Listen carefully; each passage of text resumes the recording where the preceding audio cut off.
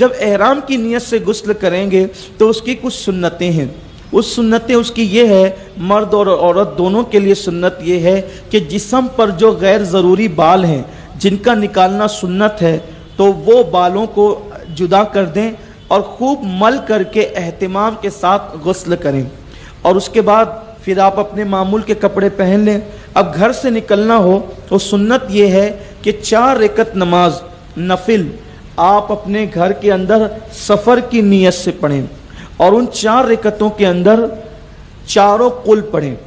پہلی رکعت میں سورہ فاتحہ کے بعد قل یا ایھا الکافرون، دوسری میں قل هو اللہ، تیسری میں قل اعوذ برب الفلق، اور چوتھی میں قل اعوذ برب الناس. یہ 4 رکعت پڑھیں.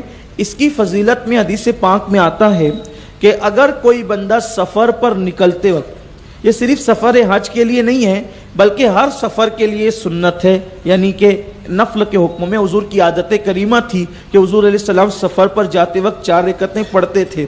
حدیث پاک میں آیا ہے کہ جو سفر پر جاتے وقت اگر ان 4 رکعتوں کو اس ترتیب سے پڑھے گا تو جب تک وہ لوٹ کر نہیں آ جاتا یہ 4 رکعتیں اس کی اولاد کی، اس کی مال کی، اس کے گھر کی اور اس کی جان کی حفاظت کرتی رہے گی.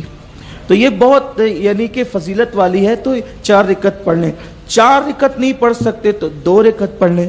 عام طور پہ مالیگاؤں میں ایک عرف ہے کہ لوگ مسجد میں جا کر نماز پڑھتے ہیں، حالانکہ سفر کی نماز گھر میں پڑھنا یہ سنت ہے. اب گھر میں پڑھ کر ایک اور بات، شہر مالیگاؤں میں شاید یہ مسئلہ کسی نے غلط عام کر دیا ہے کہ اگر ہم نماز پڑھ کے ایک مرتبہ گھر سے باہر نکل گئے، دعا کر لی، تب واپس گھر کے اندر کسی ضرورت کے تحت نہیں جا سکتے. یہ غلط مسئلہ ہے. ایسا کچھ نہیں ہے. اگر آپ نے دعا کر لی ہے، نماز پڑھ لی ہے، گھر سے باہر نکل گئے ہیں، اگر کسی ضرورت کے تحت گھر کے اندر جانا پڑے تو آپ بالکل جا سکتے ہیں، اس میں کوئی حرج نہیں ہے. یہ ایک مسئلہ لوگوں نے غلط بیان کیا. کچھ سارے ایسے مسائل ہیں کہ جو عوام نے اپنی مرضی سے گڑھ لیا ہے اور اس کو اتنی شدت سے رائج کر دیا ہے کہ لوگ اس میں ڈرتے ہیں، پریشان ہوتے ہیں، پرابلم میں آتے ہیں. ایسی کوئی بات نہیں ہے.